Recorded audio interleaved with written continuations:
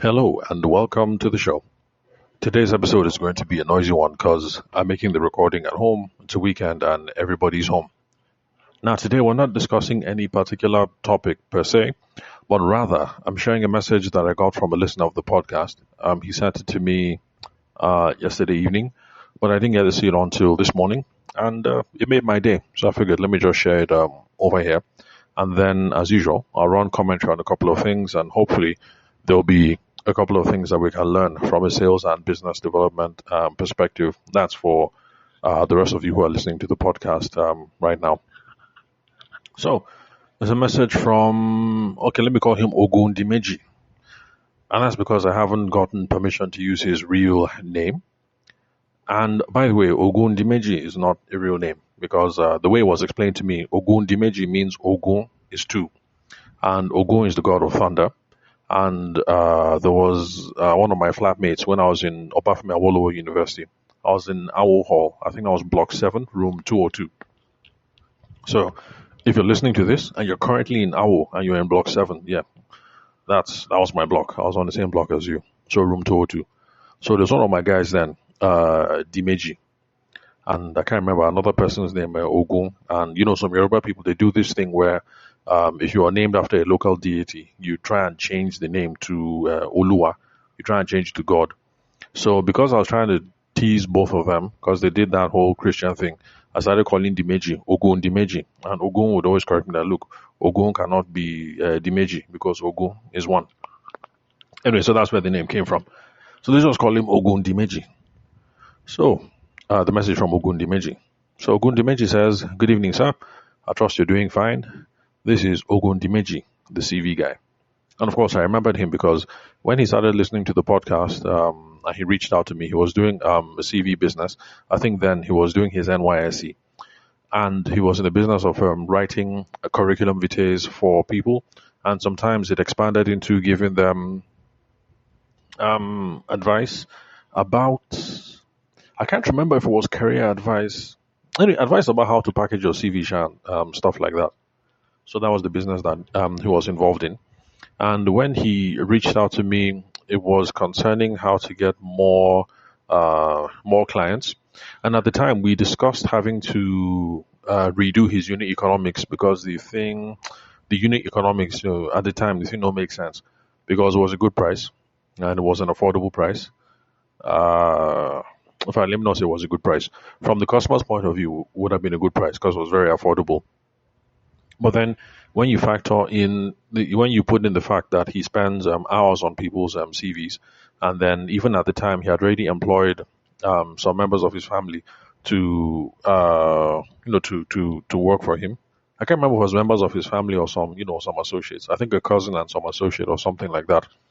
At the end of the day, the price didn't make sense. So yes, he agreed that he was going to review his price upwards. So I guess that's the first lesson that we can learn today. There are a lot of you who have come into the market because at the time you came in, you didn't know any better, or you knew better and you were considering a market penetration strategy. Now, market penetration just means I'm going to come in, nobody knows my name, so I'm going to come in very cheap so that I can get a hold in the industry. Then after a while, I can start raising my prices, small. This is a hard strategy to pull off, market penetration, because the thing is, when you come in with a market penetration strategy and people know you for being cheap, by the time you start raising your prices, actually what will happen is that people will just fall off, as in they'll fall away hard. And the people who are looking for cheap stuff are a different set of people than the kind of people who pay for much more pricey, much more expensive stuff. So you find that as you're raising your prices, you're not really talking to the same kinds of people again anyway. So lesson number 1, market penetration strategy, very, very hard. It's not something I recommend. It's very difficult to get out of. And for the big boys and girls who play it, they're usually talking in terms of scale. So, when people, it's a strategy that airlines used to do in the past, they don't really do that now. Forge your prices, blah, blah, blah, become the cheapest. The game then was market share, have 90% market share. So, in that case now, if you have 90% market share because you are the cheapest and you forced everybody out, even if you now increase your ticket price by $1 or $10 or whatever, because of what's this thing called? Something of scale. I can't remember. Anyway, but the thing is, what's the thing called again? Stuff. Anyway, you get the point. If you're able to do this market penetration thing, you corner 90% of the market, so you're the undisputed king. Even if you now raise your price small, $5 for one person, $10 one person, you take that $5 or $10 and then multiply it by the millions and millions and millions of people that are your clients, then it will make sense. So this whole thing of market penetration strategy, yes, it makes sense when people are coming in and they're playing with economies of scale. Yes, that's what it's called. So you can go and do some research on that. So it only makes sense when people come in and they want to do economies of scale. But you, as a wedding photographer, or you're writing CVs for people, or you sell solar panels or something, you want to come in and start playing these games. You're not going to help. Which I like the fact that he realized that he was going to have to raise his prices. So yeah, that's lesson number one. So you listening to the podcast, please realize if you came in, you didn't know any better. It turns out you're very cheap. People they rush you right now because you're cheap. Please know that you have to raise your prices. You have to stay in business. We're in a position of, or in a situation of hyperinflation. The cost of materials, the cost of labor, the cost of living gets higher and higher and higher. So we do have to raise our prices.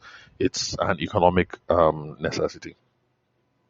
So yeah, that's it. At least on that part, CV business. Oh, and yes, by the way, for those of you who are currently serving, can you see that there are lots of businesses that you can be doing just to put body and soul together? So I know that for those of you in NYC, that 75K that they're giving you is not anything to write home about, but there are ways that people can put one or two things together. So Ogundimeji was doing CV. People want to apply to Shell, they want to apply to Chevron, they want to apply wherever. They call Ogundimeji, and then he packages their CV for them. And I think one of the ways that we discussed about acquiring customers at the time was for him to do presentations at the what's it called? When corpers meet. Corpers, I think they meet in this meeting that people do every Thursday, every Wednesday, where all the corpers come together. Your zonal meeting and all these sorts of things. So networking there, making presentations there. That would be a good way for him to get clients. So we discussed all these sorts of things. Then I think there was also another person who reached out at the same time from a different, what was it called? I was going to say cantonment, but I can't remember because it's been a while since I did NYSC. A different batch, a different state, a different zone. And I think she was in the business of registering companies, CAC registration. And just like Ogundimeji, she also was very, if you tell her one thing, she'll go quickly and she will apply.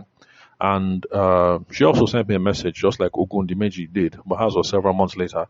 And she sent it to me after she had achieved 3 or 4 months successively of doing at least 100,000 naira in revenue. And like I said, that's 75K that they give those of you who are doing NYSC, those of you who are doing your copper. Yeah, there's nothing to write home about, but sure, you can shine your eyes and there are things that you can do. So for those of you who studied law, in your place of posting, CAC registration is something you can do. Helping people with their CVs is something that Ogundimeji was doing. So back to his message. So he says, this is Ogundimeji, the CV guy. It's the first time I'm reaching out to you, so Happy New Year. Then he moved into saying, okay, I won't read you word for word. So next thing, Ogundimeji said that he wanted to thank me for all the things that I've been doing on the podcast, even though he doesn't text me and keep in touch from time to time, but that he listens to the podcast. He has set it to auto download, so he listens every single time he has the chance to do so. Now, I'm not being self-serving, but actually this is the best way to listen to the podcast because I actually spoke to somebody today. His name is Lekon, so shout out to Lekon. Hopefully, Lekon and I are going to start work pretty soon because he's in the ad tech space. So Lekon says that what he does is whenever he's in trouble, then he now runs to the podcast. And so I had to tell him that actually, he's not like that. That it doesn't matter whether it's my own show, or it's any other person's show. The best way to actually use podcasts is to learn by osmosis. So you just keep listening regularly so that when there's a problem, you now remember that, oh, okay, there was this particular episode. Let me see if I can find it. I listened to it last week. I listened to it last month. And then using that episode, then plus fooling around with ChatGPT and stuff like that, you might even be able to diagnose yourself out of a problem. By the way, don't use these tools to diagnose yourself when it comes to genuine health issues, because when it comes to genuine health issues, if you try and self-diagnose and you use the wrong medication, you die. But if you're trying to self-diagnose in a business situation, the worst thing you do is you lose one or two customers or you lose money. So it's not exactly the same thing. So if it's a genuine medical emergency, please, as a medical situation, please go to the hospital. If it's business, okay, you can now try and self-diagnose one or two things, especially if it's sales. If it is accounting related, I beg, do not try and self-diagnose anything. Go and talk to an accounting professional, I beg, because you put yourself in some serious trouble if you don't get that thing sorted. So I'm glad that Ogundimeji listens all the time, and that's my advice to you guys. It doesn't have to be my own podcast. I'm not everybody's cup of tea. Some of you who be like, I don't like this guy. He's not serious. Go and listen to somebody else. But it's the same thing. Make sure you listen regularly. As you know, whenever you have the chance to do so, try and learn by osmosis. So you're at the gym, be learning. You're driving, be learning. You're on the bus, be learning. You're doing laundry, be learning. Whatever it is, be learning.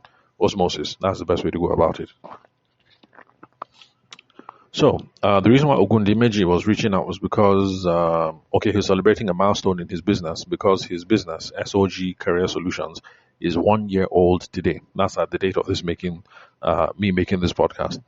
So he had started working with someone before then, but he adopts the 28th of February as the birthday of his business, because that was the day that he decided on the business name and the logo and stuff like that. So his business is now 1 year old. So Ogundimeji, not his real name, remember. Congratulations on clocking 1 year in business. It's my prayer that you're going to clock many, many more. And I pray that God is continuing to bless the work of your hands. And I know that you'll be successful, because you're someone who, like, you're looking around, you're trying to learn. And then whenever you learn something, you apply, and you apply quickly. So that is very, very good. So I know that you will go far. Now, I know that Ogundimeji thinks that my podcast has been important in his business growth journey and his personal development journey. But see, the honest truth is this, Ogundimeji, I come across people like you all the time. Now, I'm glad that it happens to be my podcast that is a part of your business development growth journey and your personal growth story. But honestly speaking, because people like you are looking for what you can learn and you apply, the thing is, you would have been fine whether you found my podcast or not. Whoever it is that you found would have been instrumental. You would think the person would have been instrumental to your growth, but actually, the reason why you're growing, my brother, is all you. It's because you're not just listening; you're listening and you're doing. You're researching and you're doing, and you are pushing it. In fact, as I continue to read the message, it was a very long message. You'll see that actually he's a doer. He's not just somebody that just listens for listening's sake. So, Ogundimeji, I'm glad all the nice things you said, but honestly speaking, your growth that you've achieved in the last 1 year and that you will achieve in the years to come, it's all you, my brother. It's all you. So even if I kill this podcast today, I kill it right now, you never listen to another episode, it doesn't matter. You will do very, very, very fine. Very, very fine. So don't get me wrong. I still want to be a part of your journey going forward. If Ogundimeji says that when his finances improve, he wants to do paid consulting sessions, yeah, I look forward to that time. But honestly speaking, just know that it's all you. It's all you. The growth you're experiencing now, it's all you. It's not me. It actually is you. So, yeah, he says that my podcast has made a difference to him. Then he said that people have started getting impressed when he talks to them, when he's talking about business in general, and then also when he's dealing with his clients. And he says it's because the fact that he listens to me regularly. Thank you very much, Ogundimeji, for saying that. And I must admit, it's one of the goals that I had for starting this podcast, because lots of business people in Nigeria have very little or no sophistication and no business acumen, and that is bad.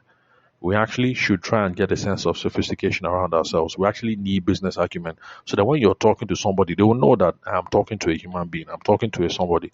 Because the thing really pains me when people look down on people, because they have more money or something like that. The thing vexes my spirit. Reminds me of the time when I had this gig. and I was working with one guy, and then let me not say his name. Let me just call him Chukudi. So I was working with Chukudi, and I told Chukudi that look, when you get there, call the guy because he was a military guy. I told him when you get there, call the guy that you're at the gate, explain to the guards, and then just like walk in. You have to, how will I put it? I can't remember what I told him, but we have to start behaving as if like we belong. You understand? We're human beings too. Yes, these people have more money than us, but that doesn't mean they can look down on us. You behave as if you belong here.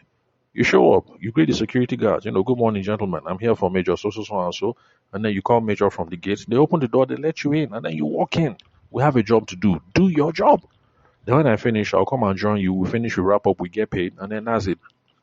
And then, of course, later on, he was telling me about how, they didn't want to let him in. They were doing this thing. They were doing this thing. And at the time, that, look, Chukudi, like, we can't continue to, like, we can't do this. We can't. So, in our business journey, I beg, we suppose clean up, touch up, clean yourself, learn one or two things, become more sophisticated, get a sense of business acumen, become confident in who you are. When you enter the space, don't enter as if you're a houseboy. You understand? People should see you and they should know that, yeah, I'm talking to a professional. Whether you write CV or whether it's photo and video that you're doing, no matter what it is. People they suppose respect you, suppose feel you.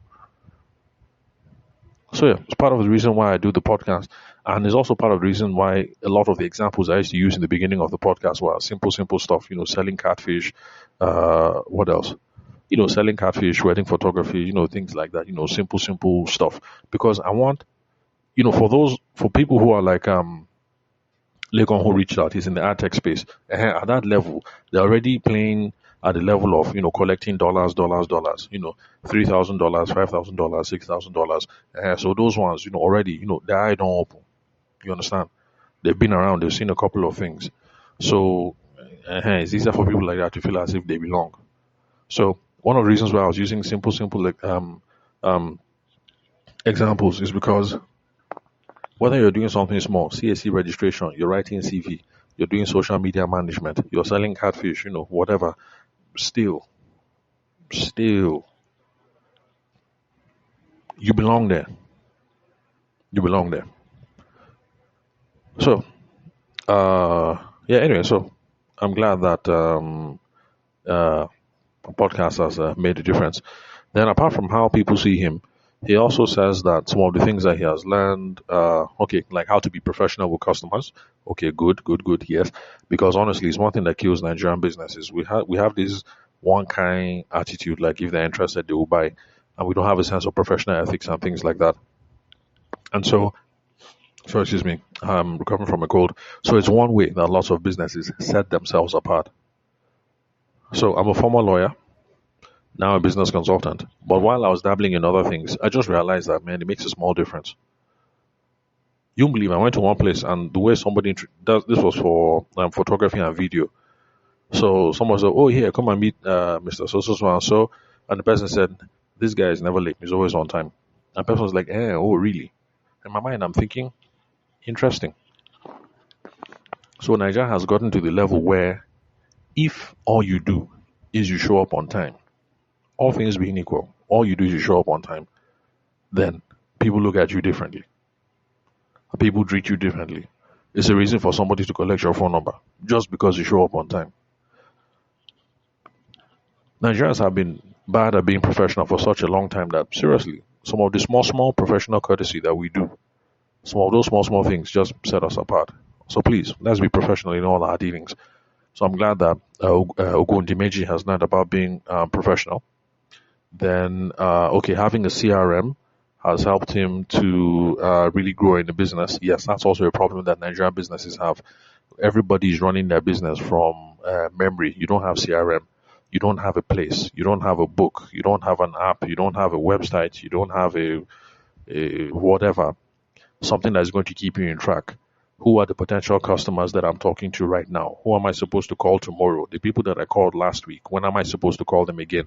When I call them, what are the things that we're supposed to discuss for the matters that are still open and pending?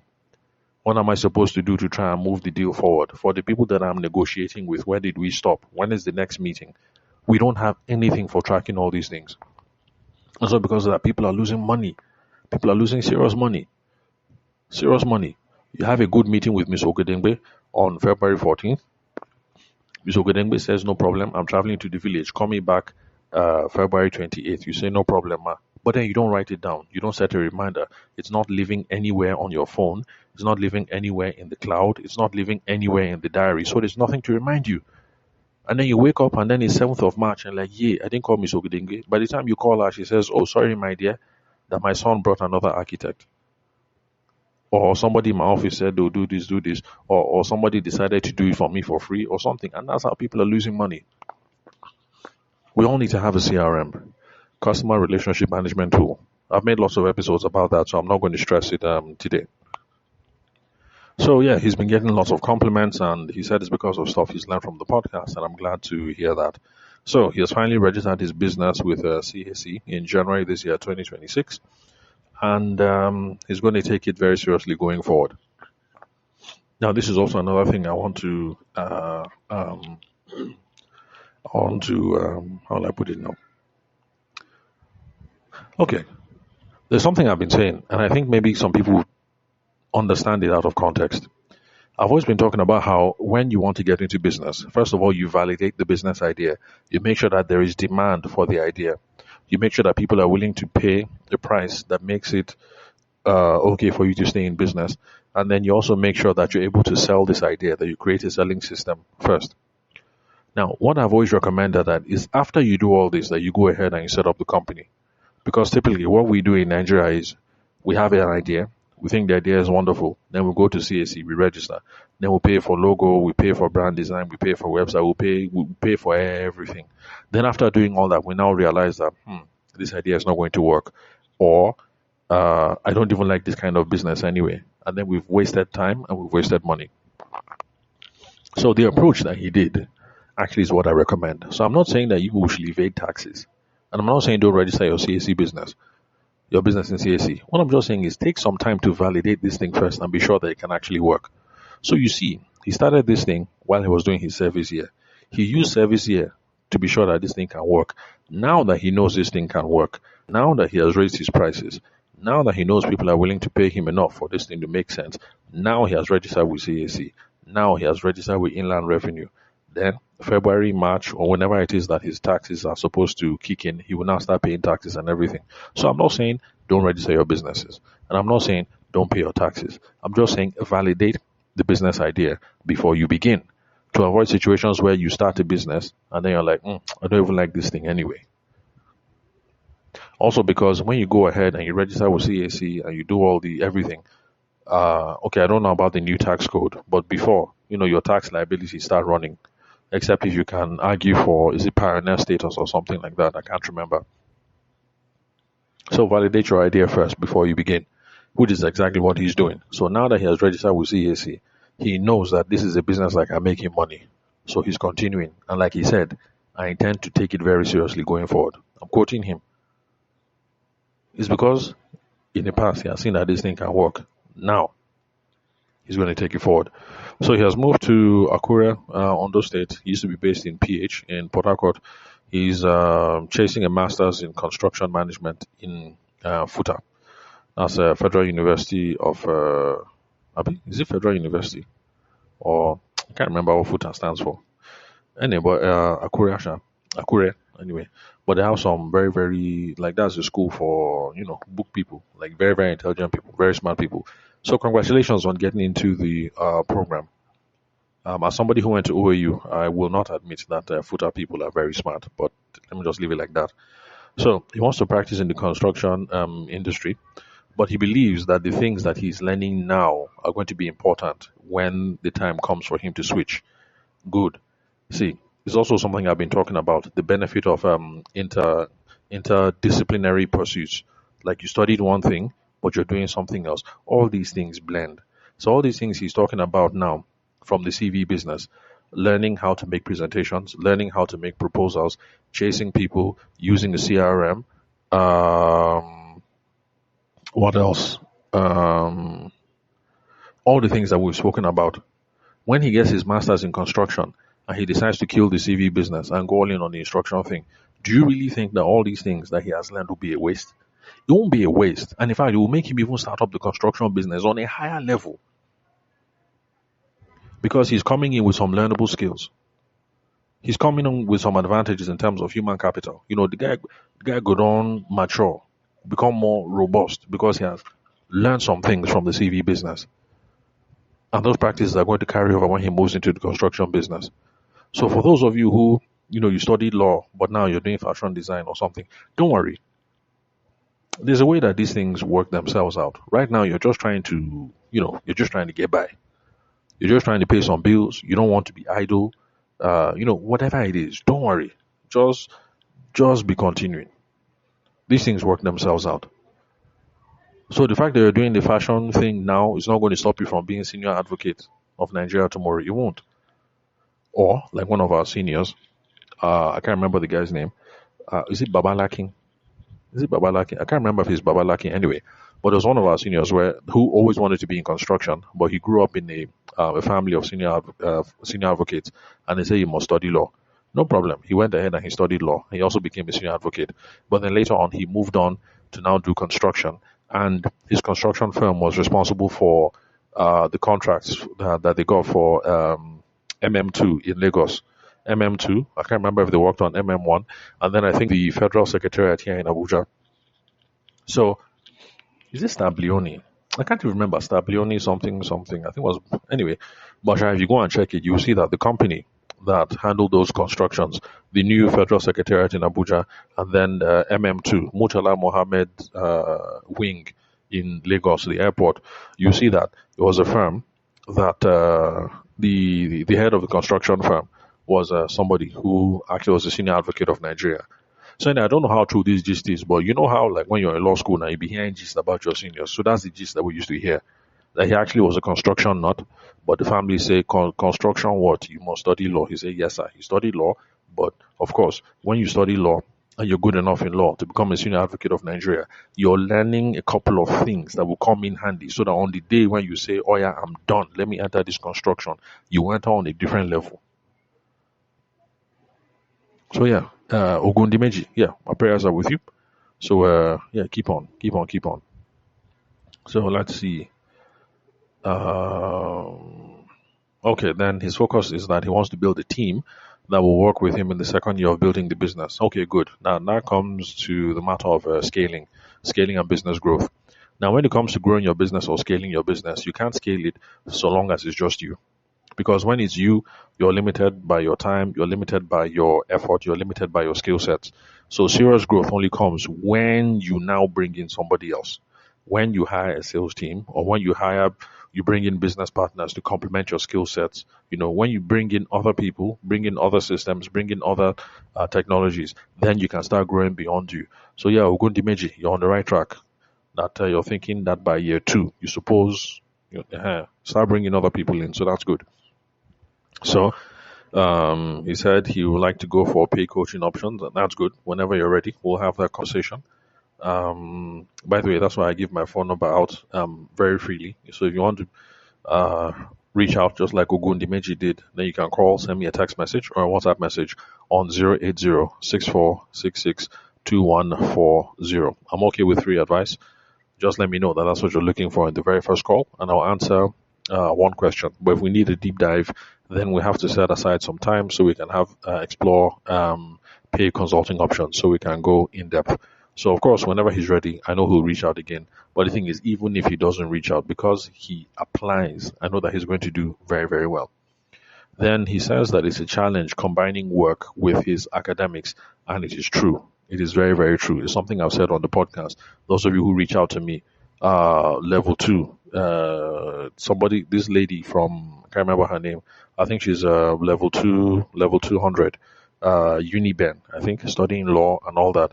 I know it's hard, but you're going to be better off for it at the end of the day. The thing you just do is you know that you can't fool around like the rest of your colleagues. So like for me, I didn't have a business when I was in school, so it was very, very simple for me. After classes, I go and eat. After eat, I enter gym. After gym, I bath and then I enter female hostel. It's time to enjoy my life. So for those of you who are in this situation, you might not have these liberties, So it is maybe you bath, you eat, you go to library. Okay, no, not library. Maybe you bath, you eat, then you do your business, and then maybe you now do library like from 10 o'clock at night to maybe like midnight, before you sleep. But anyhow, you have to be disciplined, and you can make it work. So when people are playing, don't follow them and be playing. Or your own life is different. You're trying to do academics, you're trying to graduate first class, you're also trying to run the business. Your own is hard. And then, of course, when you're in uni, how will I put it? As a young man, you can't be in uni and, let me not say too much. I don't want anybody to accuse me of being a misogynist. You can't be in uni and say you won't be looking for your missing rib. You understand? So it's all part of the package. So study, do your business, but then missing rib day, you have to be looking for who you're going to settle down with at the end of the day. Then, of course, vice versa too. So, women as well, keep your eyes open. Although statistically speaking, if you're in uni as a woman and you are dating somebody in uni, the first time my teacher told me this, I vexed. I was angry, but I saw that the guy is telling the truth. Statistically speaking, as a woman, anybody that is toasting you in uni, chances are that that's your husband. Anyway, let me stop here. Let me not say something that will put me in trouble. So, let's see. Okay, then he gave me permission to show this message to my wife and to my mom, because I keep telling you guys on the podcast that my wife and my mom, see finish. When I say something, they just do me emo. They look at me because it's me. Because both of them, they see me naked. So as far as they're concerned, I'm just a normal human being. So whenever people send me messages like this, I always threaten that, look, people rate me. I will show you these messages. Anyway, so he gave me permission. So yeah, I'm going to show my wife. Thank you very much for that permission. Because I treat all the communications that I have with you guys, I treat it confidential. So yes, I fool around and I faff around, but if you tell me something, it stays private between us. I'm not showing anybody. So let's see what else. So thank you very much, so that I can use this message to brag that people rate me very highly. Thanks, I really appreciate it. Then he also says he's been telling other people about the podcast. He mentioned the names of a couple of people who have reached out. The guy who I played church with apparently came through him. At the time, I didn't know. Then some other people like that. So thanks for sharing the podcast. So if you've been listening to the podcast for any length of time, just like Ogundimeji, the only way you can repay me is, honestly speaking, whether you pay me for coaching or not, the only way one of the ways you can help me greatly is just by sharing the podcast with other people, so that this thing grows and so it reaches other people who need to hear it. So for like Lekon, who is in the ad tech space, we're going to be working together soon. The reason why he has discovered the podcast is because people share it, people talk about it, the algorithms perceive that this thing is doing well, and then the algorithms promote the podcast, and then that's how people find the show. So keep telling people about it. Tell people that, look, we have a good podcast here in Nigeria. We have good podcasts here in Nigeria, especially business-focused podcasts. This is one of them. I think you should take a listen. If you can send a specific episode, that would be nice. I listened to this particular episode about XYZ, and I think it's going to work well for your business. So yeah, have a listen. Then that's it pretty much. So there's a bunch of other things he said, but he prayed for God's blessings on my life. Thank you very much. I really need that. Then again, regards to my family, happy new month, all that usual jazz. And yeah, it was really nice. It was really nice. So Ogundimeji, again, not his real name. Thank you very much for reaching out to me. It was really, really nice to wake up in the morning and see this message. So I didn't respond because the night before, I was trying to chill with my boys. We were watching Ultraman. We just decided to just waste the whole day on Netflix. So we watched Ultraman. We watched this movie, If. That's the one where they had some monsters in it. Then we also watched what again? We just declared that yesterday was Netflix day. I simply just bond with my boys, so that's the reason why I didn't see the message. But it was really nice waking up and seeing this kind of message. So thank you very much for sending me the message.